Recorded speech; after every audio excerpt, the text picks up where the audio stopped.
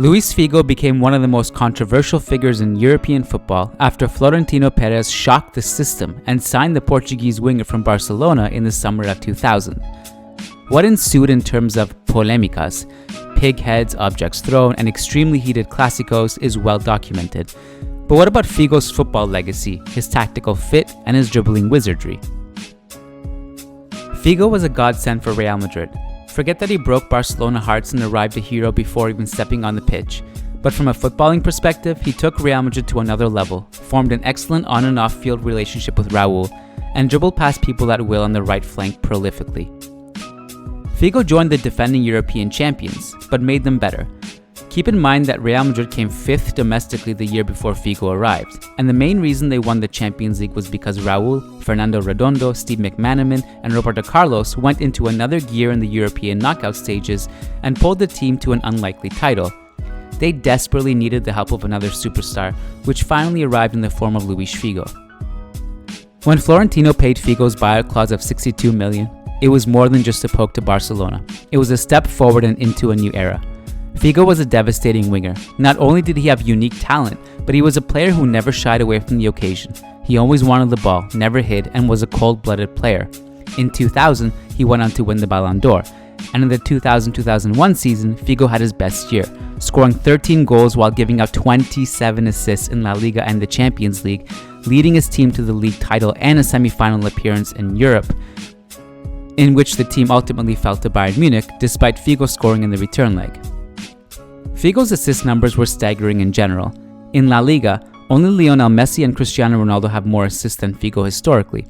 That had a lot to do with Figo's ability to put in very accurate crosses from the right flank.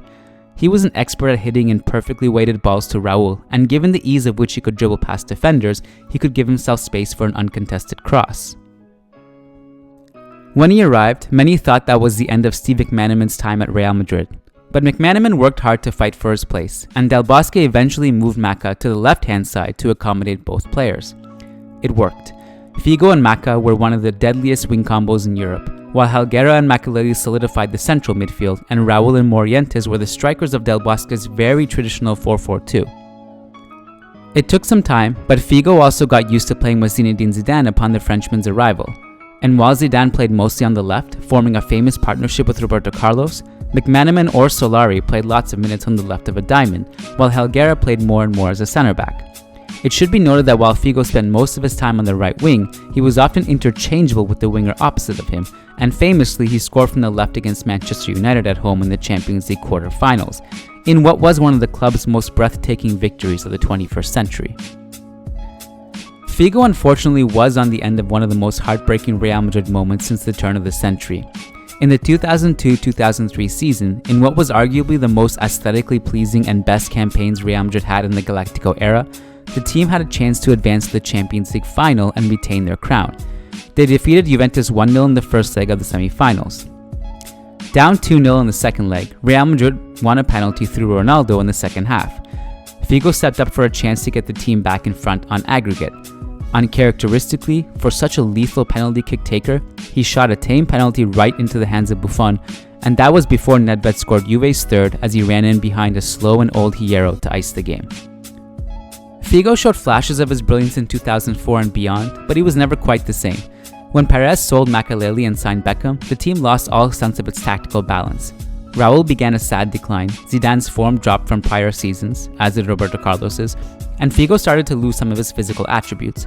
His role diminished further under coach Vanderlei Luxemburgo, who wanted to implement a 4-3-3 without traditional wingers. Figo, as he did previously in his career in his last year at Barcelona and Sporting, felt undervalued and left rather unceremoniously in 2005 on a free after his contract ran up. Nevertheless, he is undoubtedly one of the greatest Portuguese players of all time and hugely important figure for Real Madrid in the early part of the century. His smooth game, elegant dribbling, and pure dominance on the right wing is something that we will never forget. Thanks for watching this week's School of Real Madrid video. If you like our work, please consider supporting us through our Patreon and be sure to follow us on all our social media channels.